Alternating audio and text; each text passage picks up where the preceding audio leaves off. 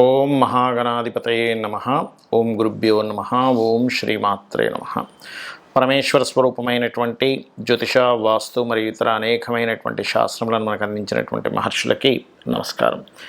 హయగ్రీవ హయగ్రీవ హయగ్రీవేతి యో వదేత్ తస్య నిస్సరతే వాణి జహ్నుకన్యా ప్రవాహవత్. అరుణాం కరుణాతరంగితాక్షీం ధృతపాశాంకుశపుష్పబాణచాపాం అనిమాదిభిరావృతాం మయూకైః అహమిత్యేవ విభావయే భవానీం. శ్రీమాత్రే నమః. ప్రేక్షకులకి ఆ లలితాంబిక అమ్మవారి యొక్క అనుగ్రహం పరిపూర్ణంగా కలగాలని మనస్ఫూర్తి కోరుకుంటూ మనం ఈరోజు శని వక్రగతి వల్ల ద్వాదశ లగ్నాల వారికి మరియు ద్వాదశ రాసుల వారికి, లగ్నం తెలియని వారి రాశిని చూసుకోండి, ఏ విధమైనటువంటి లాభములు ఉంటాయి మరియు పర్టికులర్ లగ్నం వాళ్ళు ఏ రెమెడీ చేసుకుంటే బాగుంటుంది అనేటువంటి విషయాలను ఇప్పుడు మనం తెలుసుకుందాం. వృషభ లగ్నము, వృషభ రాశి. లగ్నం తెలిసిన వారు లగ్నం నుంచే చూసుకోండి. అసలు అంటే లగ్నము రాశి అని తెలియని వాళ్ళకు కూడా చెప్పాను, వీడియో ఎండింగ్ వరకు చూసినట్లయితే దాని యొక్క విషయం తెలుస్తుంది. అలాగే ఇక్కడ పర్టికులర్గా ఏంటంటే మీకు శని వక్రగతి అనేటువంటిది ఉన్న ప్రదేశం నుంచి ఇతర ప్రదేశాలకి మారడం ద్వారా ఉద్యోగ అవకాశాలు బ్రహ్మాండంగా పెరుగుతాయి. ఫైనాన్షియల్గా మంచి గ్రోత్ ఉంటుంది.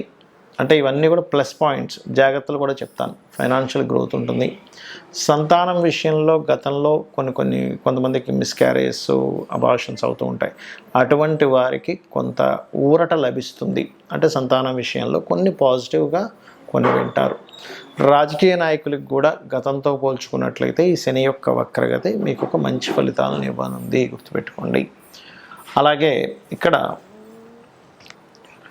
ఉద్యోగంలో ఎప్పటి నుంచో ట్రాన్స్ఫర్స్ కోసం ట్రై చేసేటువంటి వారికి ఇది ఒక మంచి ఫలితంగా చెప్పుకోవచ్చు, వేరే ప్రాంతానికి వెళ్ళడానికి.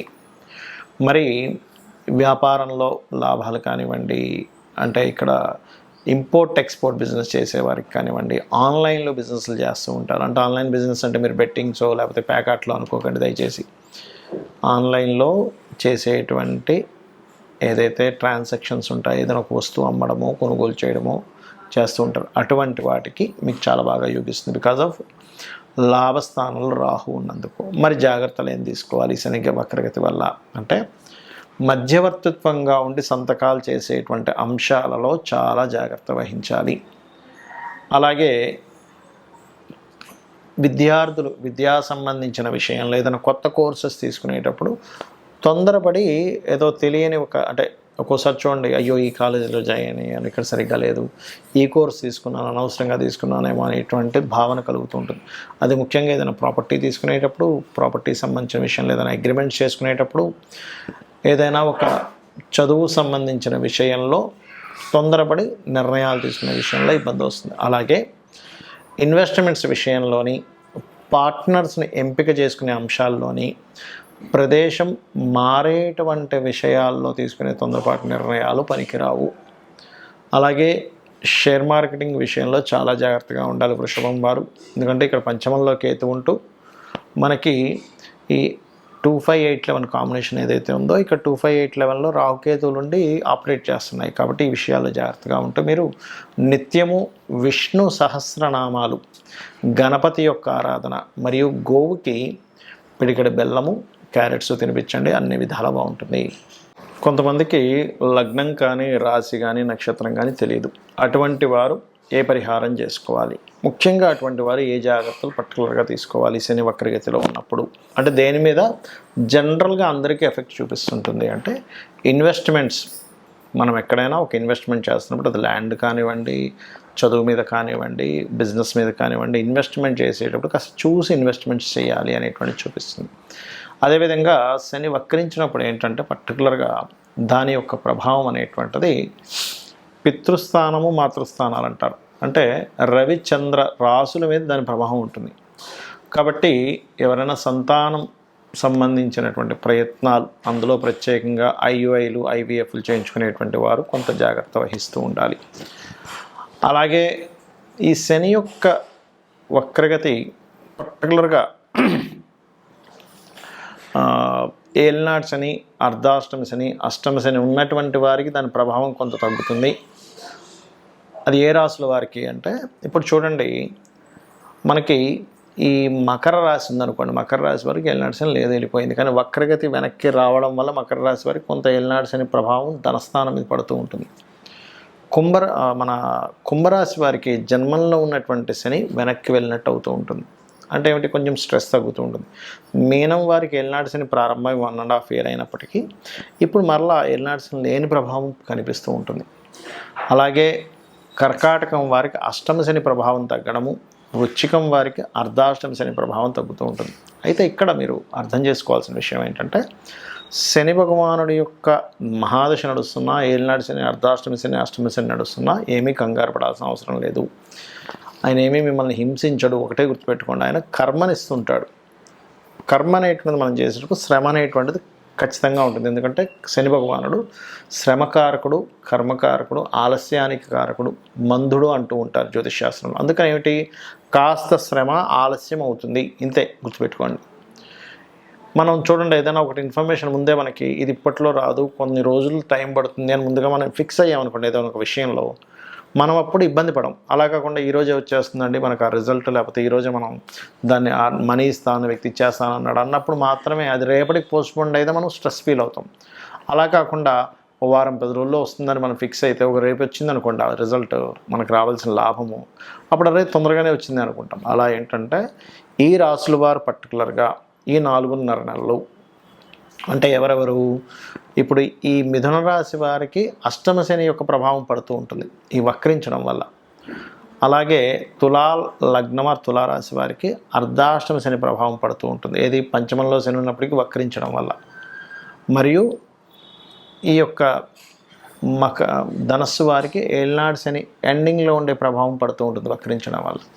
వీరు కొంత జాగ్రత్త వహిస్తూ ఉండాలి. అలాగే ఇక్కడ ముఖ్యమైనటువంటి విషయం ఏంటంటే, చాలామంది వాళ్ళ జన్మజాతకంలో ఉన్నటువంటి ప్లానటరీ పొజిషన్స్ ఏమిటి, పిఏసి అంటారు, అంటే ప్లేస్మెంట్ ఆస్పెక్ట్ కంజంక్షన్ ఏమిటి, మహాదశ ఏం నడుస్తుంది, ఏ గ్రహం బలంగా ఉంది, ఏ గ్రహం బలహీనంగా ఉంది అనేటువంటి విషయాన్ని పరిశీలించడం మానేసి కాలసర్పదోషం ఉంది, లేకపోతే సర్పదోషం ఉంది, లేనట్లయితే ఏలినాటి శని నడుస్తుంది, ఇంకోటి ఏదో స్త్రీదోషం ఉంది, పితృదోషం ఉంది, అందుకే నేను జీవితంలో ఎదగలేకపోతున్నాను అనుకుంటారు. అది కేవలం ఆ పార్ట్ వరకే. స్త్రీదోషం ఉందంటే కేవలం ఒక స్త్రీతో జరిగిన వివాదం వల్ల మీరు ఇబ్బంది పడతారు. పితృదోషం ఉందంటే పితృదేవతల అనుగ్రహం తక్కువగా వస్తూ ఉంటుంది. కాలసర్పదోషం ఉందంటే అది కాలానికి ఆపాదించబడాలి కానీ జన్మజాతకానికి చేయకూడదని చెప్పబడింది. సర్పదోషం ఉందంటే కొంచెం మనిషికి కోప స్వభావం ఎక్కువగా ఉంటుంది, సడన్గా అప్ అండ్ డౌన్స్ వస్తుంటాయి, అంతవరకే. కానీ మిగతా మన జాతకం మొత్తం అదొకటే రూల్ చేస్తుంది అనుకోకూడదు. ఒకవేళ ఆ దోషం ఉన్నప్పటికీ కూడా చాలా సింపుల్గా సర్పదోషం ఉన్నటువంటి వారు రాహుకేతు గ్రహాల దగ్గర దీపారాధన, రావి చెట్టు చుట్టూ ప్రదక్షిణాలు చేసుకోవడము, సర్ప ఆరాధన చేయడము, కాళహస్తికి వెళ్ళి రావడం చేస్తూ ఉంటే అది పూర్తిగా తగ్గిపోతుంది. దాని గురించి టెన్షన్ పడక్కర్లేదు. ఏలినాటి శని, అర్ధాష్టమ శని, అష్టమ శని నడిచేటప్పుడు మీరు చక్కగా ఏంటంటే కాస్త మధ్యాహ్నం పూట నిద్రించడం మానేయాలి. అది అనారోగ్యము చిన్నపిల్లలకి, స్త్రీలకి వర్తించదు. మళ్ళీ ఇది ఆరోగ్యంగా ఉండేటువంటి యువకులు కనుక మధ్యాహ్నం నిద్రిస్తే ఏలినాటి శని, అష్టమ శని సమయంలో వాళ్ళకి ఆ శని ప్రభావం మరింత నెగిటివ్గా ఎక్కువ పడుతూ ఉంటుంది. వాకింగ్ ఎక్కువ చేయడము, ఎక్కువ శ్రమించడము, ఇట్లాంటివి చేస్తూ ఉండాలి. అప్పుడు దాని ప్రభావం అనేటువంటిది పడదు. అదేవిధంగా స్త్రీ శాపం ఉంటుంది, అంటే శుక్రుడు పాడైనప్పుడు సర్వసాధారణంగా అనవసరంగా మీరు స్త్రీలతో గొడవలు పెట్టుకోకూడదు. మాతృశాపం ఉన్నప్పుడు మాతృతో ఇంకా ఎక్కువ గొడవలు పెట్టుకుంటే ఆ కర్మ ఇంకా పెరుగుతూ ఉంటుంది. పితృశాపాలు ఉన్నప్పుడు తండ్రితో ఎక్కువగా గొడవలు పెట్టుకోకూడదు. ఇవన్నీ ఏంటంటే ఈ గ్రహాలు ఇవి ఎందుకు ఇలా ఏర్పడ్డాయంటే పూర్వజన్మలో చేసుకున్నటువంటి కర్మ ఆధారంగా ఇవి ఇలా వచ్చాయి. కాబట్టి దాన్ని మనం అర్థం చేసుకొని ఇంకా ఆ కర్మను పెంచుకోకుండా పోయిన జన్మలో చేసిన కర్మ వల్ల ఇలా ఏర్పడింది కాబట్టి నేను దీన్ని తగ్గించుకోవాలనుకుంటూ నిత్యము అమ్మవారి యొక్క నామాల్లో, ఉదాహరణకి ఉద్యోగ సంబంధించిన ఇబ్బంది ఉంది, ఓం మాణిక్య మకుటాకార జానుద్వై విరాజితాయే నమః, లేదా ఓం శ్రీమాత శ్రీ మహారాజ్ని శ్రీమత్ సింహాసనేశ్వరియే నమః, ఇది చేసుకుంటూ ఉండండి. అలా కాదండి ఫైనాన్షియల్గా ఇబ్బంది ఉంది, ఓం సంపత్కరీ సమారూఢ సింధుర వ్రజ సేవితాయే నమః, లేదా ఓం ధర్మాధ్యక్ష ధనాధ్యక్ష ధన ధాన్య వివర్ధినియే నమః చేసుకోండి. ఆ రకంగా అప్పులు ఉన్నటువంటి వారు ఓం అపర్ణాయ నమః. ఇలా ఒక్కొక్క దానికి మన లలితా సహస్రనామాల్లో ఒక్కొక్క నామాన్ని ఇవ్వడం జరిగింది. తద్వారా మీరు అద్భుతమైనటువంటి యోగాన్ని మీరు పొందవచ్చు, ఇది గుర్తుపెట్టుకోండి. అలాగే మరొక విషయం ఏంటంటే ఇక్కడ ఈ యొక్క రాశి అంటే ఇప్పుడు మనం చెప్పుకున్నటువంటివి ఏవైతే లగ్నము రాశి ఉందో మీ పర్సనల్ చార్ట్లో మీ లగ్నరీత్యా ఏ కాంబినేషన్ ఏర్పడింది, దానికి ఏ దానం ఇవ్వాలి, సింపుల్గా ఆ గ్రహానికి దీపారాధన చేయడం ద్వారా కూడా మీరు క్లియర్ చేసుకోవచ్చు ఒక మంత్రం ద్వారా. అంతేగాని అమ్మో నాకు ఈ మహాదశ నడుస్తుంది ఏదో అయిపోతుంది అనేటువంటిది పెట్టుకోకండి. కర్మ చేస్తూ ఉండండి, మీ పని మీరు చేసుకుంటూ ఉండండి, భగవంతుడికి సమర్పిస్తూ మీ పని మీరు చేసుకుంటూ ఉండండి. ప్రతి విషయాన్ని భగవంతుడికి సమర్పిస్తూ మీరు కనుక చెయ్యగలిగితే అద్భుతమైనటువంటి ఫలితాలు మీరు పొందుతారు. శ్రీమాత్రే నమః.